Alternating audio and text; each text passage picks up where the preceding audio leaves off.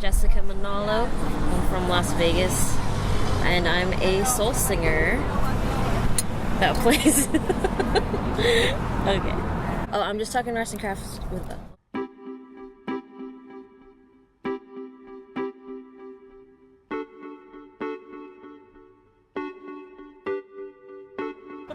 My soul sings to your soul. Pay me. Give me money. I will sing to your soul. You're from Vegas. Are you originally from there? I was born in Riverside, California, and then I moved to Las Vegas 10 years old, and then I did like middle school, high school, college. Yeah, and I've been there ever since, and I'm 25 now, so it's been a while. What do you feel like is the biggest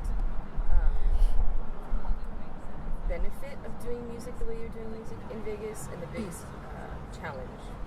You kind of mentioned earlier with the Right. the challenges. The biggest benefit is I've gotten to a point where I am able to sustain a comfortable living.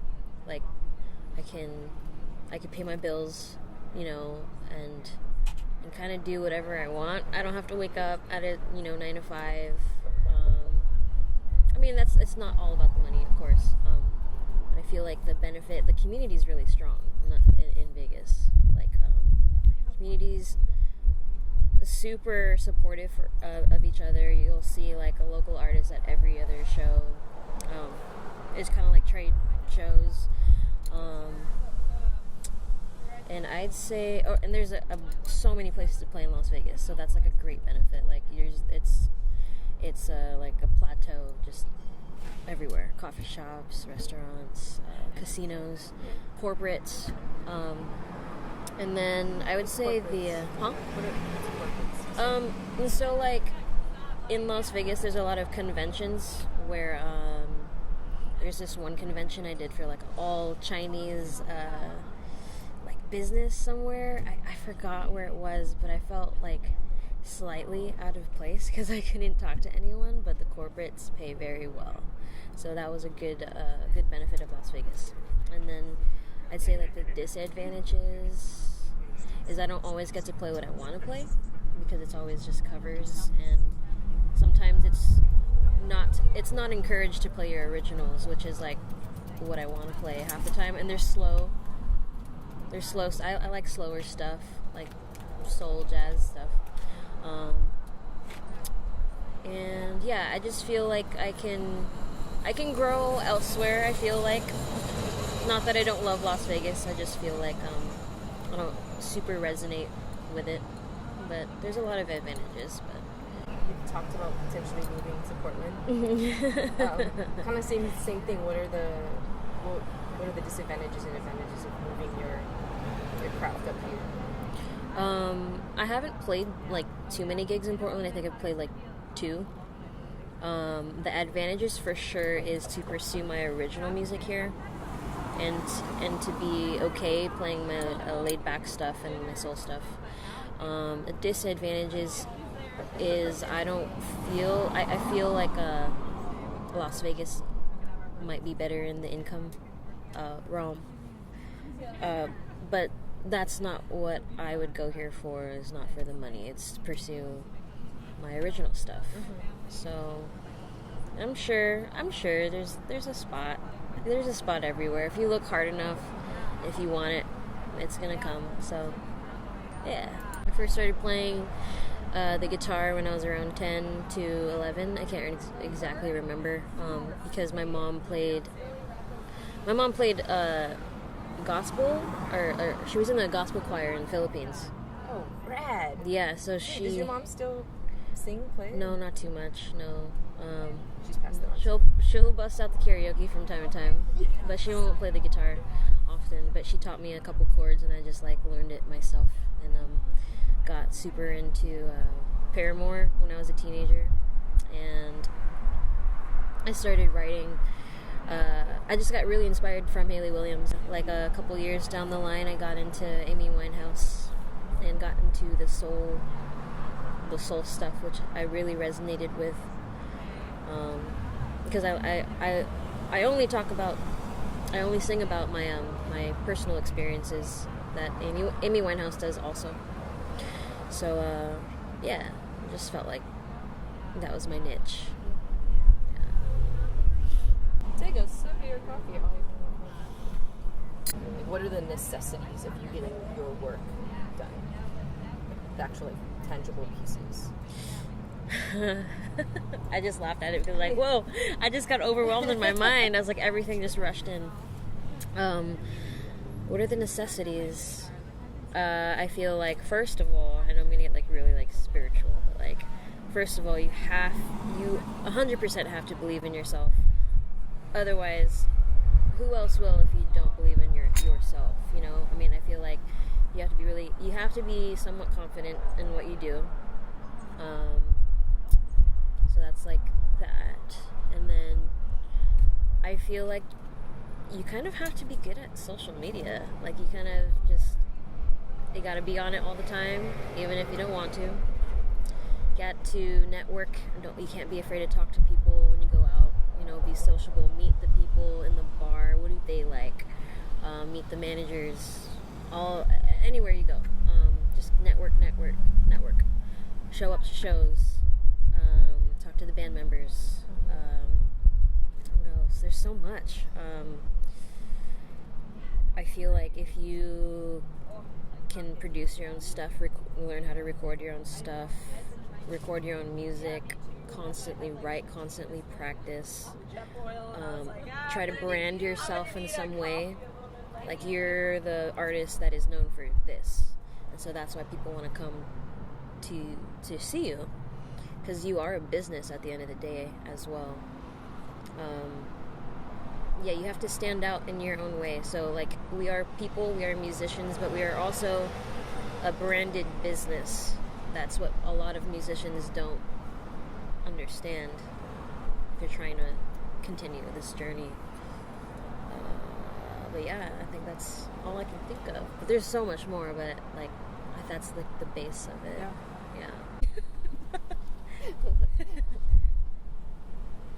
Hey! The next one's like this. Okay, so I asked you, the balance. That's kind of The balance. because between being an entrepreneur, being creative, and you spoke a little bit to it about how I think often the extremes are felt like someone will treat it just as a business and lose sight of like creating worthwhile, meaningful content that is them, their creative side, or you'll have someone who'll swing to the other side and be like, to be a true creative means not to do anything in the business realm, and you're like, well, you can't keep doing this sustainably if you aren't also finding a way to grow. Yeah. So, like, what do you think are the keys that you've learned so far in your experience to keeping that balance? I feel like it's a very important balance to also be human. Like, I give myself breaks. For example, this trip is a break. I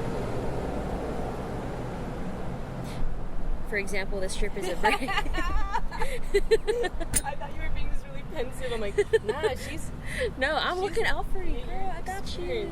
Okay. For example, this trip is a break. For example. What was I getting at? Oh yeah, I think it's important to be human, and you know, like the show that I had a week ago. Was it a week ago now? Yeah, a week ago. It's exactly a week ago. It went by so quick. But I put in 2 months of just all out effort, just everything. I just poured it all, and then that gets really exhausting, and then I have to give myself a week off of no music, don't pick up the guitar, try not to be on your phone as much, and just live life. Because how are you going to write songs if you don't live life? Or how are you going to write really heartfelt songs if you don't experience being human? And I think being human is so important. And when I'm in the midst of all of the hustle, I like to pay attention to my energy, and if I'm getting really drained, I'll set aside some time to just go to the park, play with my dog, meditate, or do something that I really enjoy that is not music. So it's just I just pay attention to how I'm feeling, and I go based off of that. Yeah. Can you tell me a little bit about the 2 months leading up to your show, like, and then what the show was? Sure. Yeah.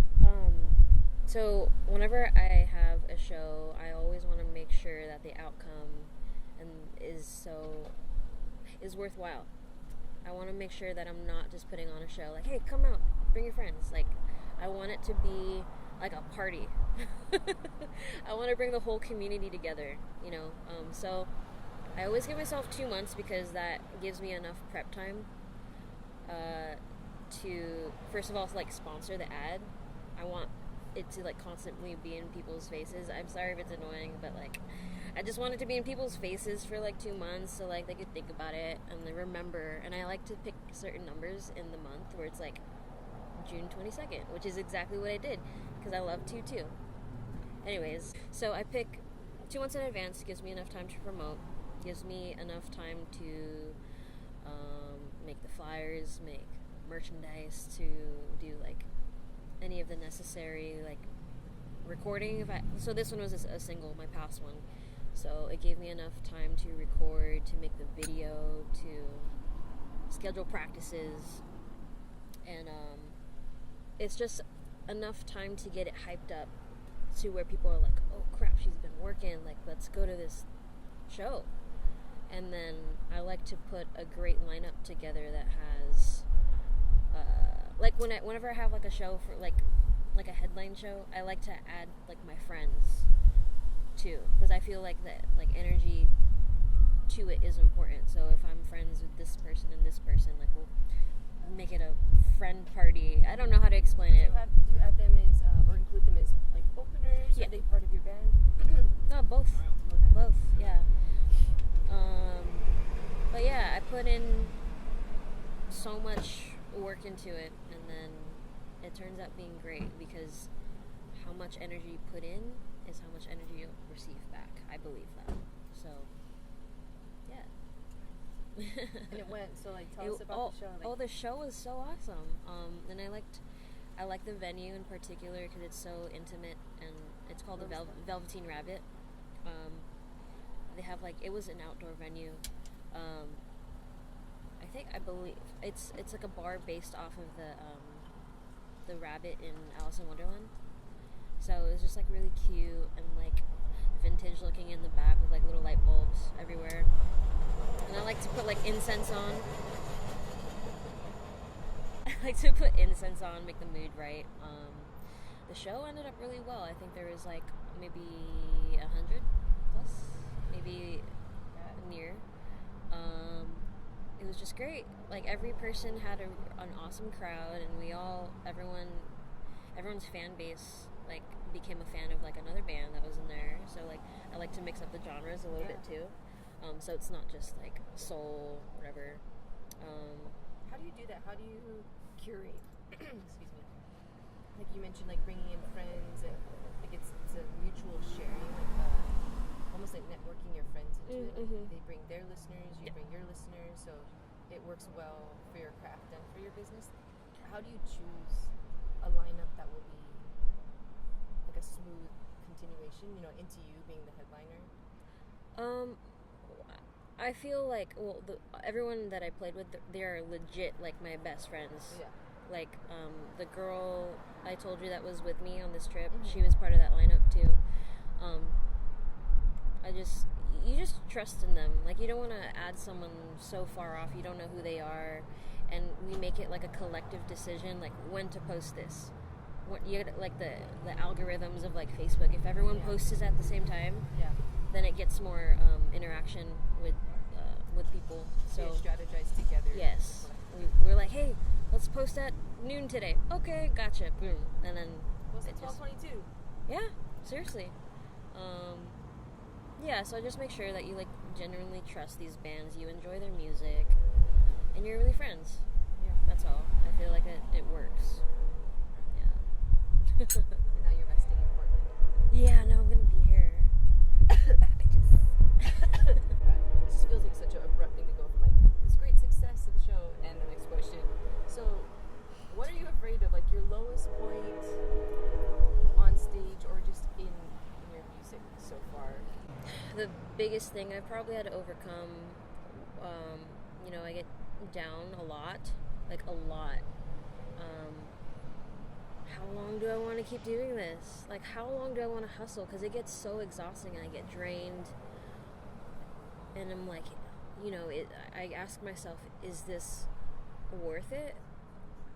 Is it worth putting in this much time and effort and like money and just like my life? This is it. That's like the biggest fear that I have is like, we're all human. Like, what if I don't make it? I don't even have a definition of making it, honestly, but it's just something that I love to do, and just to sit, like, living sustainably. I have to ask myself that realistically, and then I feel like another thing that I go through a lot is being a woman, and I have friends that are male, they're males, and they talk to the same business person that I talk to, but they'll only get back to him. I'm like sitting next to him, and we're talking to the same business person, same business approach, but I feel like being a woman and being like tiny, they don't take me so seriously sometimes. So I feel like as a woman, I have to like put my foot down a little bit and be like way more assertive, and sometimes be an asshole. Like, I don't know how to. You can't be nice. You can't say sorry. I don't know. It's just it's another battle. I feel like being a woman and being my own business. Gotta like. I've dealt with some people, man, and it's tough. Well, Makes sense? yeah. Okay, cool. I think I'll start off with my eulogy, just like fit. For my eulogy, I feel like I would want to be remembered for being, an ethnic woman that did what she loved and did it all out,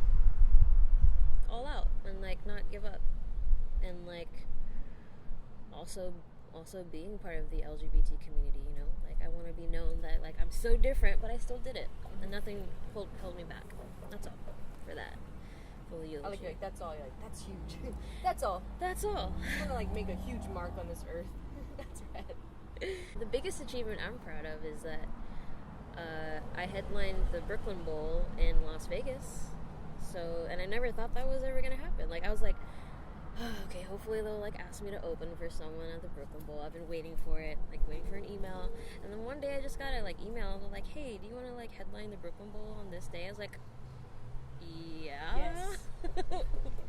Yes. Duh. Is it rude to email you back? Duh. Slap on the face.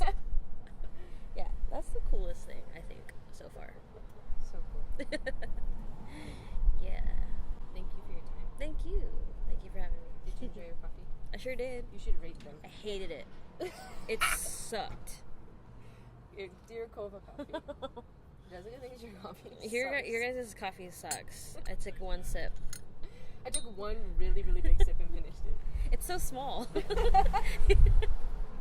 Would you ever, I don't know if I have the balls to do this, but would you ever take that back and say, I'm gonna need, a refund? Because I really didn't like it. It was gross. It was really gross, but I finished it because I'm not rude. Yeah, I just don't want to waste it. But can you give me another one? It's And do it better this time, please.